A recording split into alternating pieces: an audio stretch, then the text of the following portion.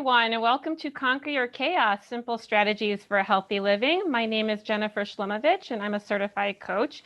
And today my special guest is Carrie Doubts, who's a transformational coach, helping others rebuild their lives after loss. And today our topic is going to be dealing with grief during the holidays. Carrie, welcome, and thank you for joining us today. Well, thank you, Jennifer. It's so great to be with you and your listeners, and thank you for the invitation. I look forward to our conversation. Me too. So before we get started, can you share a little bit about yourself and how you help others? Sure, sure.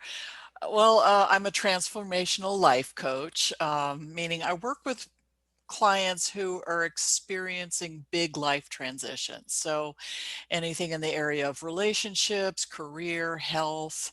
I work with a lot of people going through divorce and a lot of people going through bereavement. So I really work with them to assist them in navigating through the pain and the uncertainty that loss brings forward so they can really discover new purpose and new meaning in life. You know, grief and loss, it turns your life upside down. And sometimes you start asking these questions: who am I? And Mm-hmm. what do I want? So it's really diving into those big life questions. And I really help people create the life that they want to live on the other side of their grief. So yeah, I created my business, which is Life's Next Chapter Coaching, in 2013, while I was completing my coach training. And my Rebuilding Your Life After Loss program, it just kind of uh, it was one of those experiences where it just kind of downloaded itself to Mm-hmm. me. It was really in choosing to work with people going through grief and loss, it really felt like a calling. And so during that early time, it was just something that was kind of given to me to do, and I answered the call by saying yes. And so, I do the work with individuals. I love working with groups. I do workshops. I do lead classes and things like that. I have some online courses that I've created. So, it's that work is really my passion and something I really love doing. That's great, and that's really important work to do as someone who's gone through both grief, losing a parent, and also divorce. You go through a whole bunch of upheaval of emotions, and you go through grieving, going through both of those things because you're grieving loss of the loved one, and you're grieving loss of what could have been, what you did Yes. have with the divorce. So those are a lot of heavy things to deal with. And I know for myself, I needed to get help through both therapy and coaching that helped me. Mhm. And coaching and therapy are different, and they're both very important things to do, but I feel like coaching then takes you to that next step of the future planning. Like the therapy really helps you do the work on the past stuff, but then coaching really helps you discover who you are and where you want to go and create that future plan. Absolutely. We help people get clear on what that plan is, or what it is that they want. A big loss like that, like I said, it throws you into these Mm-hmm. deep questions of who am I now that I'm not a wife or a mother or a husband or a father, depending on what's been lost. Who am I, and what do I want? And so coaching really is not only the vehicle for helping you get clear on what you want, but it accelerates your movement from where you are, which is in a lot of pain and suffering, to Mm-hmm. where you want to be. So it really is the vehicle that gets you there. Absolutely. I love that analogy. Yeah, coaching definitely is that vehicle that takes that. And so what inspired you to get into this line of work? Well, I actually trained to be a therapist. So I Oh, went to wow. school, I did all the classwork, got into my internship, and I just ultimately decided this was not the path for me. I then chose to get coach training. I got certified as a coach, But my training to become a therapist was really a key part of my growth and my learning, because it gave me a capacity for empathy. And I learned also not to take on others, people's feelings Hmm. and their energy by going into sympathy or anything like that. People ask me, how can you do this? Or don't you get like pulled down by everybody? It's like, no, no, no. It's like, I'm here to companion with someone who's going through this, but I want to be respectful. This is their grief, their Right. process, and I'm here to hold them in a loving container, a loving space, a safe, a psychologically safe place to do the work. So anyway, it gave me the ability also to sit with people while they're experiencing these strong emotions of grief. So, and going through a painful divorce of my own really motivated me to do my own healing work. So, all of that led me to, like I said, accept the calling to specialize in grief and transition coaching. And so I got my coach certification, and I also got certified as a grief counselor. And honestly, it was the loss of my mother, who died on my birthday, which is the Ooh. day after Christmas. Oh, So talk about, that's we're going to tough. talk about, yeah, what happens when you're dealing with loss at the holidays. It's really a big challenge. Yeah, I lost my mom 6 days before Mother's Day, and that Oh yeah. Oh tarnished my Mother's gosh. Day Oh yeah. for me for a while. And even though I have my own son, and I try to like shift the focus on, okay, I'm a mom, so I'm going to celebrate Mother's Day being a mom. Mm, I think it took me about 10 years to really get to a point where it didn't hurt as bad. And I think mm, for me, what helped with that was on the 10th anniversary. She passed away in 2007. mm, So on the 10th anniversary of that, I grew up in Syracuse, New York. And so I'm in New York City. So I'm like 5 hours away now from where she's buried. And so I planned this trip to my hometown with my mm, son for Mother's Day weekend. And we visited her grave. And I felt what was interesting was after we left and we're driving on the highway, this heart-shaped balloon, they were doing, it's right by Syracuse University. So that mhm. like there's college graduations happening at the time. But right when we're driving down the highway, this heart shaped balloon blew from the university area and hit my windshield and like floated Ah. up. And I felt for me, I was like, wow. And for me, like that 10th anniversary visit for me kind of helped some kind of healing for myself Yeah, with yeah. that milestone. And the I heart shaped balloon was nice. It was like a little message from mom. I Yeah. love you. Yeah. Well, what you're talking about is so powerful because you had the sense, had the perhaps listening to an interior message of I need to complete a ritual of Yeah. completion for myself, and how beautiful that you could have your son with you to have the generations present. Yeah, absolutely. And that's been something that's been a big help, I think, as well. Like her on her birthday, my mom loves strawberry milkshakes. So on her birthday, we have milkshakes. Now I'm vegan, so I make a vegan version of them. But but my son knows when it's my mom's birthday that's we honor her by having strawberry milkshakes. And so I find that for me, what's helped me with my grief is finding little ways of creating traditions. And with COVID-19 and just all the loss people have experienced in 2020, and now we're entering into a holiday season that's unlike any other holiday season any of us Yeah. have experienced. What are some tips that you could share with helping people dealing with grief right now during this time? Yeah, you're absolutely so right. I mean, the way that we are, celebrating the holidays is going to be very different anyway. Yeah. That's just the reality of our situation. And whether your loved one died recently or whether they died a long time ago, the holidays do bring up powerful memories that can trigger your grief. And I think people get surprised by that.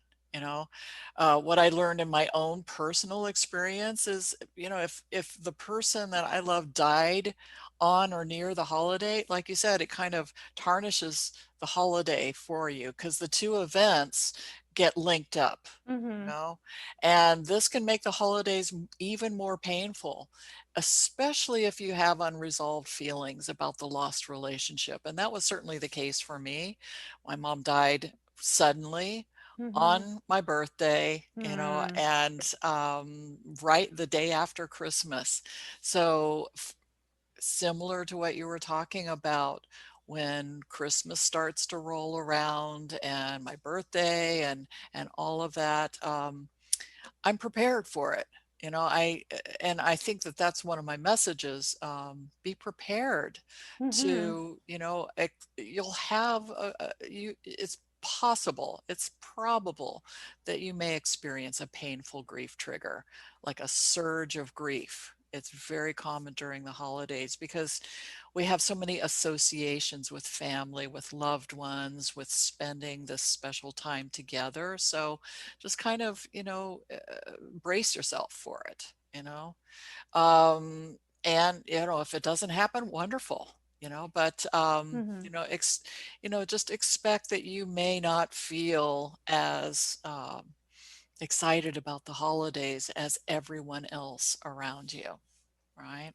And the next tip is, like, talk about your feelings, either with understanding friends or other family members, a professional coach or a therapist. It's so important to talk about what you're experiencing rather than trying to, I hear so many people saying, oh, I don't want to ruin everybody's time, so I'll just keep it to myself. Mhm.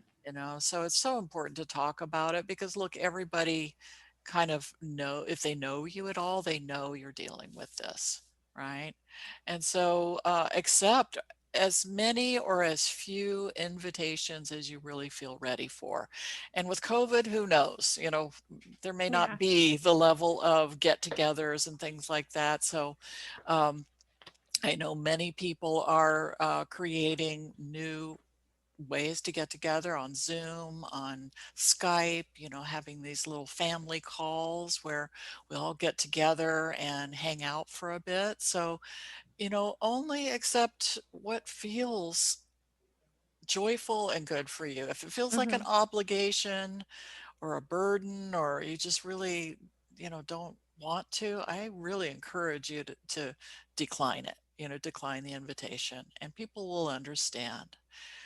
Another thing, and you said this with the strawberry milkshakes, Mhm. incorporate your loved one into the holidays. Mhm. Their physical presence may be gone, but the relationship that you have with them is still intact. It's in your heart, it's inside of you.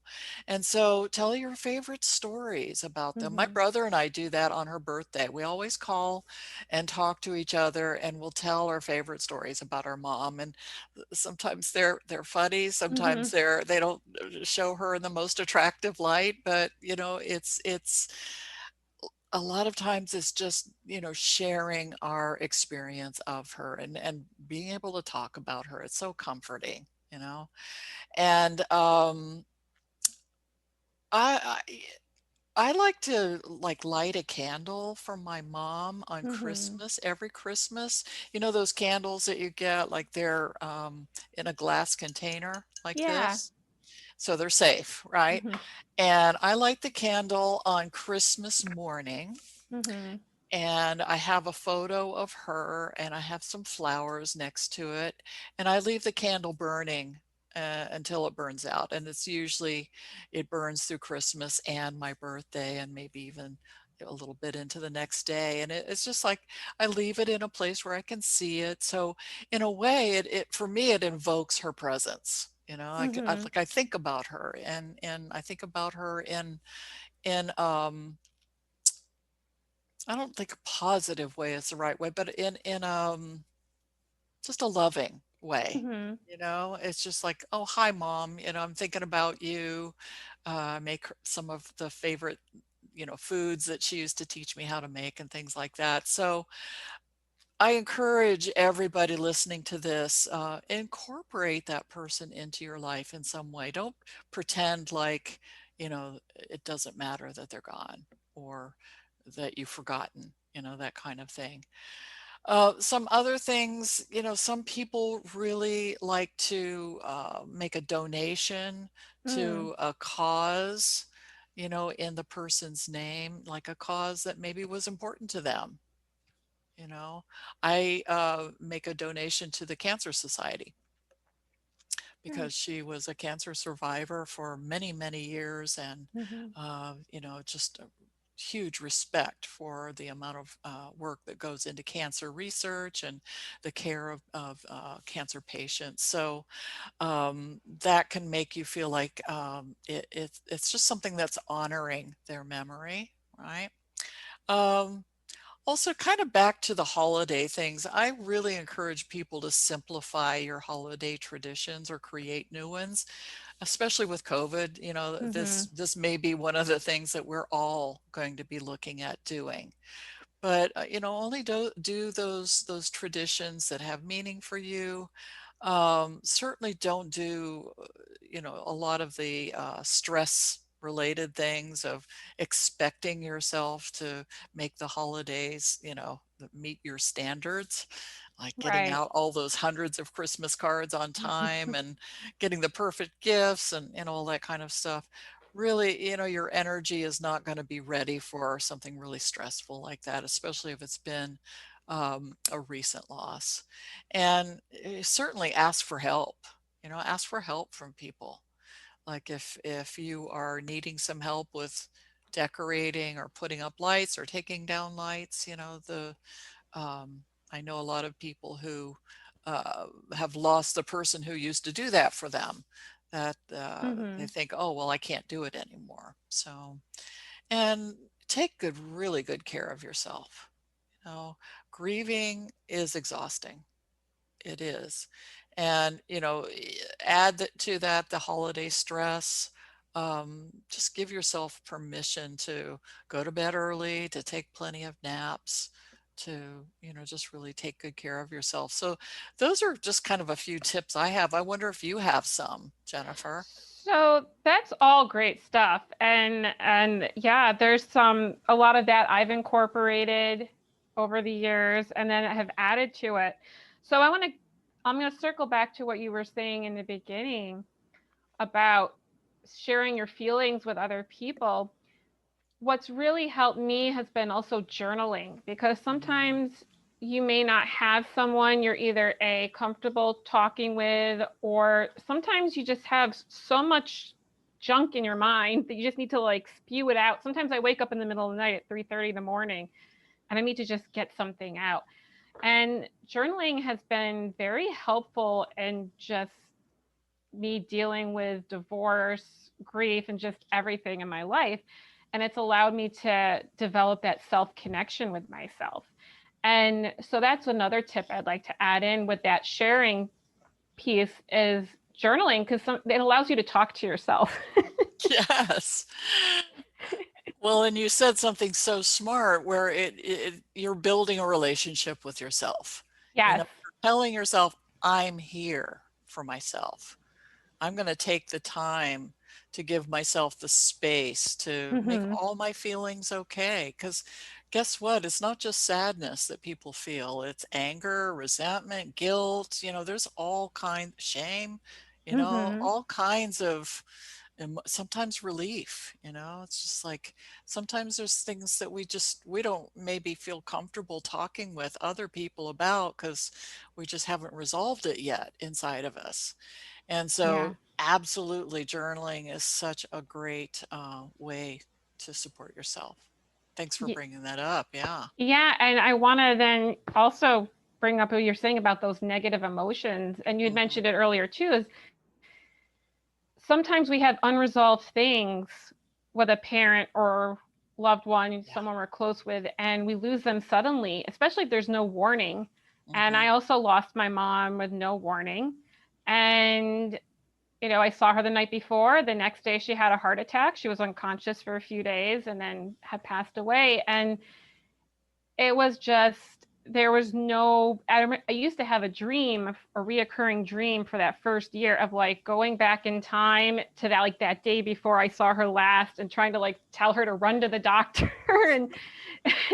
and, and so there was that dealing with that, but with that sudden loss, I didn't have, there was a lot of unprocessed things with my mom too, that, we had our good times, and then there was the other stuff. And Yep. we'll call it the other stuff. The other And stuff, the yes. other stuff.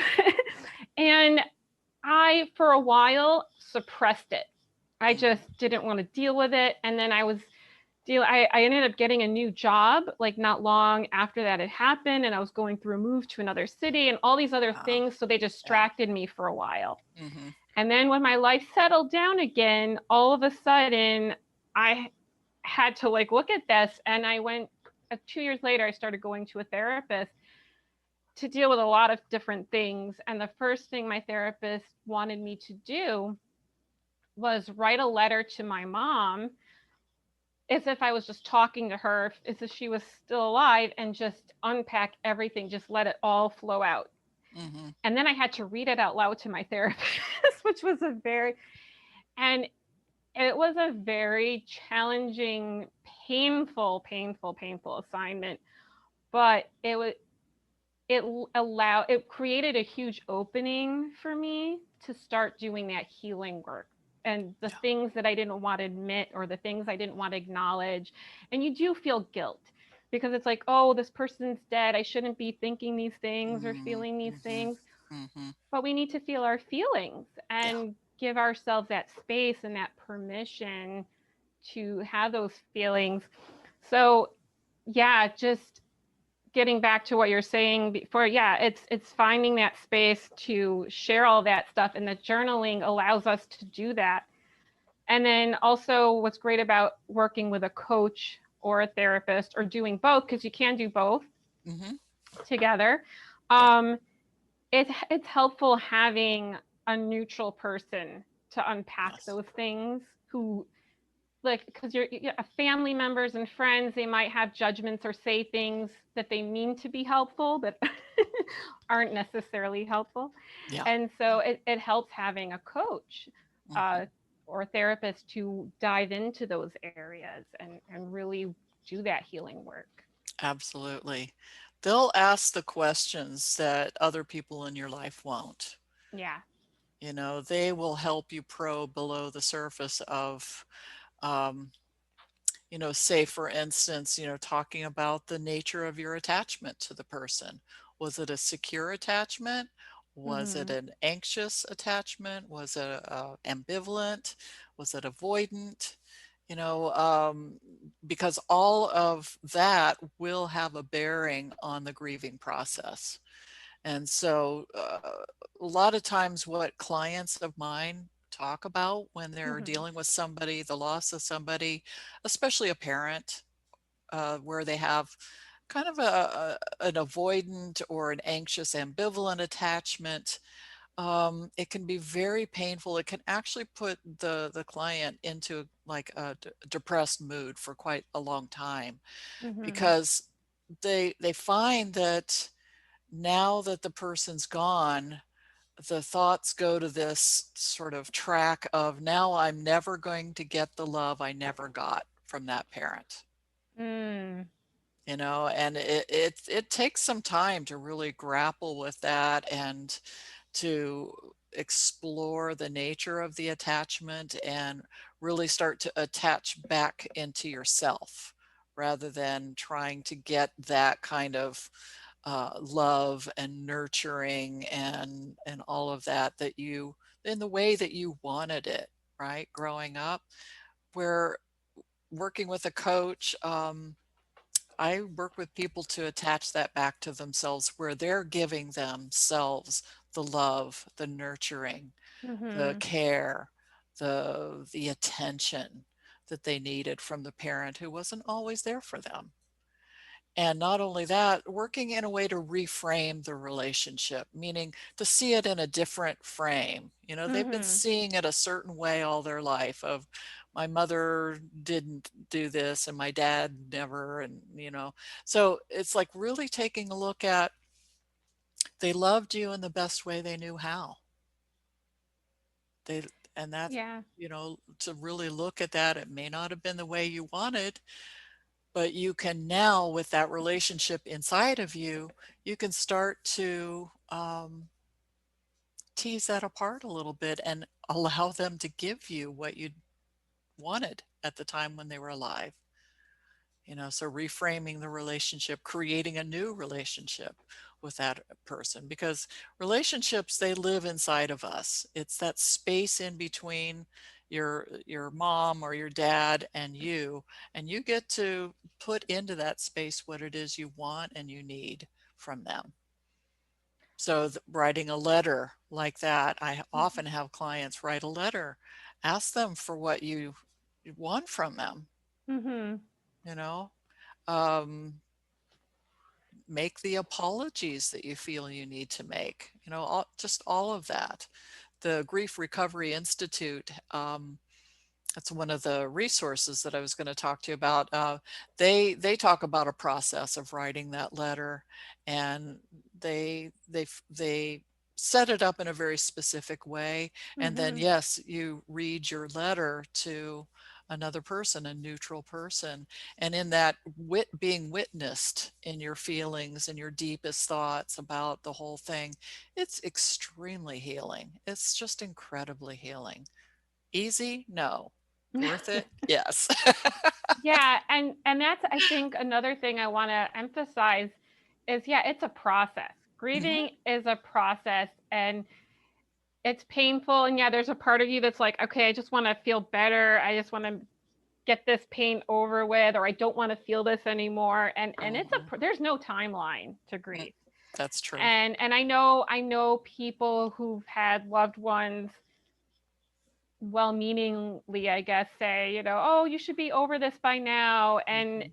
there's no timeline Yeah, for these yeah, things. It's unique for everybody. Everyone has their own unique grieving process. yeah.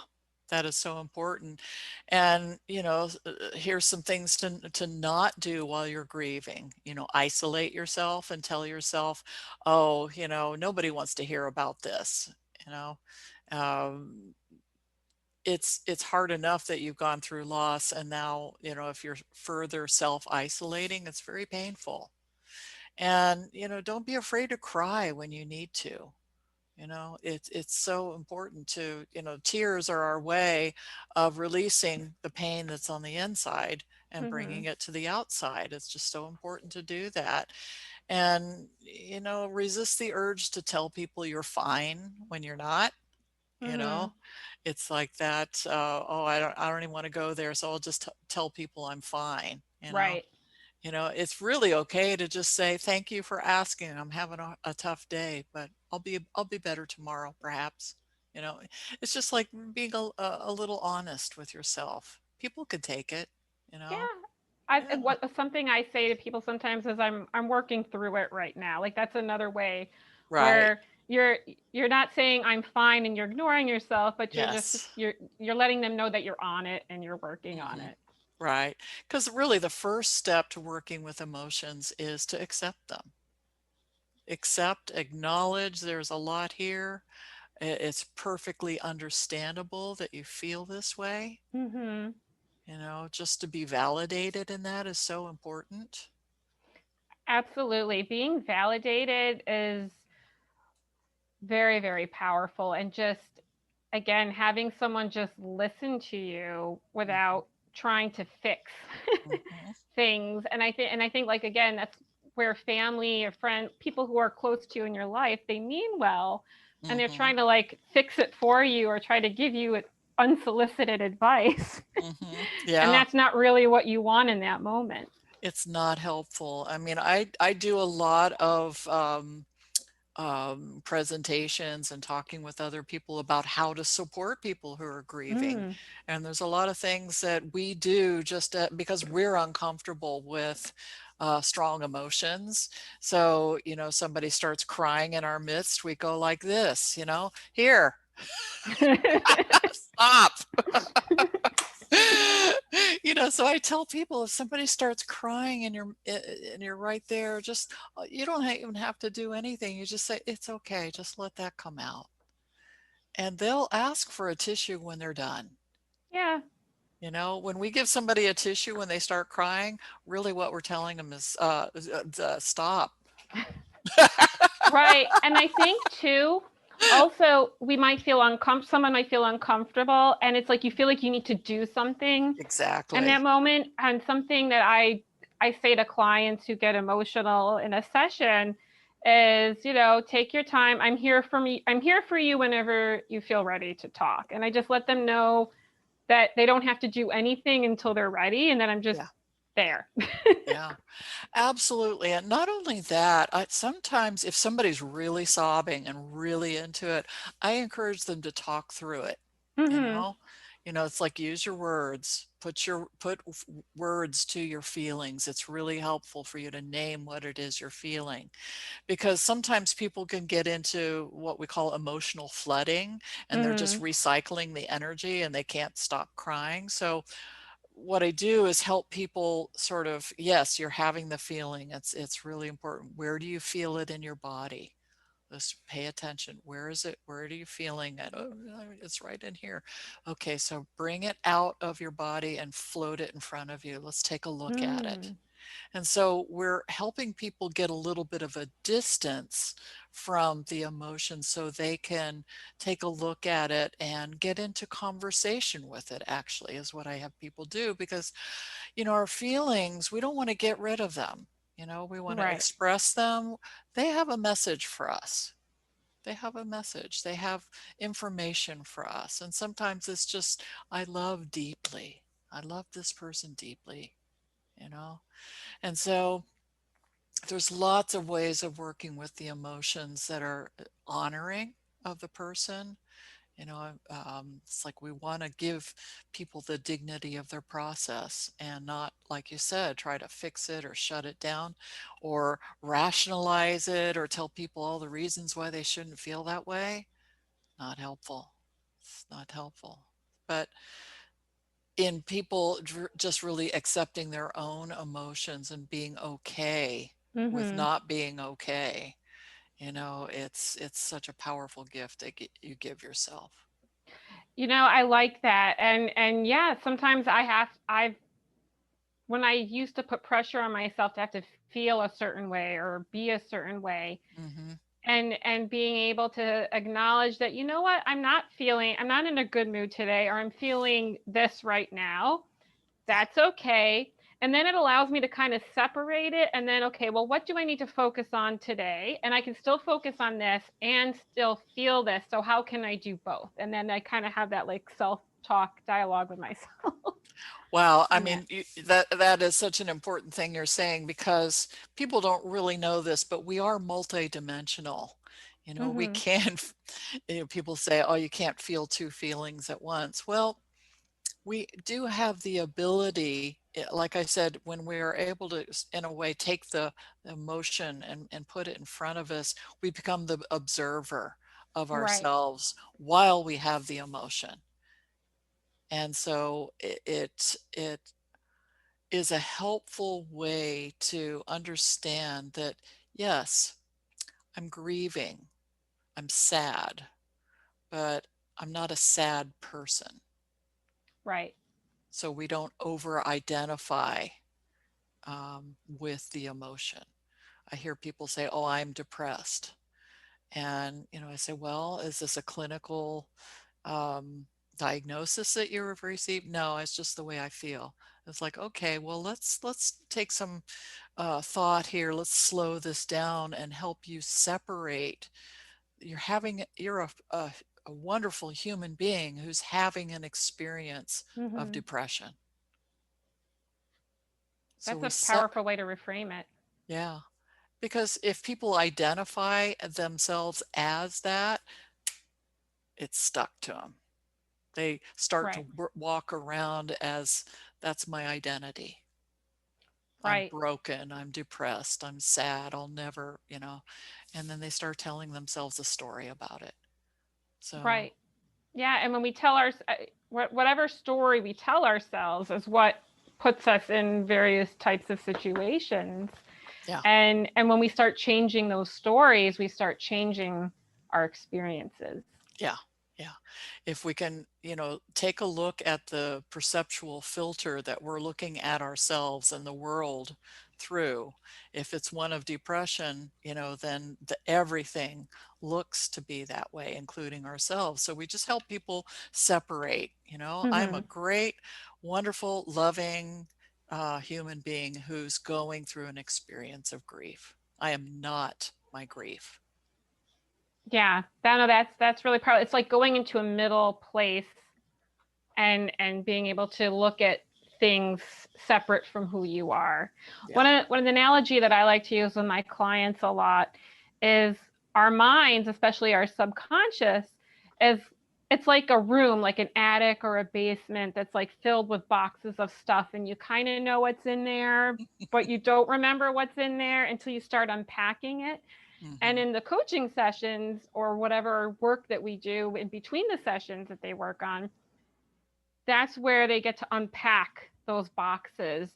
And like I know from various moves I've done, it's like I always have these boxes that follow me around that I kind of know what's in there. And then when you open it up, you're like, oh, and then you can make this conscious decision what you want to do with those contents. And Right. then do I want to keep this? Do I want to donate it or throw it out? And then you clear out this room, whether it's an attic or a basement, and now you can make it a family room, an office. And it's the same thing with our minds. When we unpack all these boxes of just stuff, our feelings, experiences, beliefs, the stories we tell ourselves, when we unpack it and we actually look at what's in there and separate it from us a little bit, then we can start making conscious decisions. Well, what do I want to do with that? Hmm. Is that how I want to be? Is that how I want to identify myself? Well, Yeah, okay. And then we can start making conscious decisions of what kind of actions we want to take. that's a really good way to put it. See, grief and loss, it does have an inherent gift in it if we're willing to see it, if we're when we're ready to see it, when we get enough kind of distance, from it, and that it is a life transforming um, opportunity. I've had people I've worked with who their grief experience, their loss of something that was incredibly important to them, it had the effect of breaking their heart open. Hmm. you know and when we have our hearts broken open, we're open. you Yeah. know and I've had people tell me, as painful as this has been, um, it taught me so much. It taught me how to be compassionate to others who are also going through loss. I'll never see life the same way as I did before. It's just like I see my life and the life of the people around me with so much more of an open heart. Yeah, I can relate to that also. And just for me too, is focusing more on just creating more memories and taking a lot of pictures and printing those pictures and actually creating like photo albums instead of letting them sit dormant on a in the digital cloud space somewhere. Yes. Yeah. um and just, yeah, finding it's helped me find ways to just make memories of the small things and Mhm. appreciate those small things, because those are the big things. And it just, yeah, it just makes you see life in a very different way, and it's helped me support others through various grief and experiences as well through Yeah. that. Yeah. Absolutely. There's a lot of groups who have formed, of people who have gone through loss. I wish my mind would show me the names of them right now, but um, Soaring Spirits, I think, is one of the groups for widows and widowers. Mm-hmm. It's people who've gone through this who have created a life for themselves on the other side of this grief, and who that's typically that's the last step in my 9-step process for rebuilding your life after loss. It's service. Mhm. When we have gone through something like this, and we're feeling much more resilient and on the other side of it in many ways, what we typically want to do is turn around and help other people. Mhm. And so Soaring Spirits is one of those organizations. There's an organization that I can't remember the name of it right now, unfortunately, that helps people who have lost children, you Oh, know. wow. Yeah. Um, I know that there's so many great books and resources out there. I know a lot of people, when they first encounter a loss like this, they want to read everything that they can about it to understand what it is they're going through, and that's really helpful. And Mhm. so there's a book that I recommend. I was looking at it in preparation for our conversation about this is called A Decembered Grief. I think I have it right here. Yes, it's Decembered Grief Uh-huh. by Harold Ivan Smith, and it's living with loss while others are celebrating. It's a really good book. Wow. Yeah, it's That really sounds very helpful. powerful. Yeah. I will I will definitely include that in the show notes. Yeah, yeah. And Alan Wolfelt, Dr. Alan Wolfelt, Wolfelt, has written quite a few books on grief. He wrote Understanding Your Grief, and he wrote Healing Your Grieving Heart. These are really great books to help people. Um, when we're in pain, we want to we want to know the roadmap. We want to. It's Yeah. like, how do I get out of here? and Yeah, and his books really provide a lot of great information. You can actually, that's great. work through them. I've written a lot of articles about grief and grieving, and they can be found on my website. Great. um, I have some online courses as well, self-study things. So there's lots of resources out there. So my main encouragement is, don't feel like you have to go through this alone. Yeah, and there's various ways. And what's great about having the internet and all these different online spaces is if you don't, especially with COVID, it's really hard to have community right now in Yes. person with people. But even if you feel like you don't have someone you can call up and talk to, there are so many groups and outlets um, and the virtual community that people Yeah. can connect with. And Yeah. your website sounds like a great resource in itself. So I'll definitely include that in Thank you. the show Yeah. notes in the bottom. I really enjoyed our conversation. You've shared a lot of great, helpful tips. And I mean, there's so many things that one could talk about on this, and we're almost out of time. Was there anything else that you wanted to share with anyone watching before we wrap up? I think just being compassionate and gentle with yourself. Mm-hmm. There's no need to heap more suffering and judgment on yourself for not doing it right or anything like that while you're going through any kind of a loss. It's just, it's like, be really gentle and give yourself the time and space and the experiences that are comforting for you. Um, that's really going to be helpful. Yeah, absolutely. Because we can be our own worst enemies. At least I know Yes. I've been my own worst enemy with things. So Yeah. being kind to yourself is definitely a very Yeah. important thing. And just what you said earlier, if you don't feel like up to doing something, then don't force yourself. Listen to yourself. Listen to what you need in that moment. Exactly. Exactly. And I wanted to mention also the Grief Recovery Institute. It's a great Okay. website, and they run a holiday hotline. So for Oh, people who are, really struggling, just check them out. okay. There are resources for people who are in the middle of it.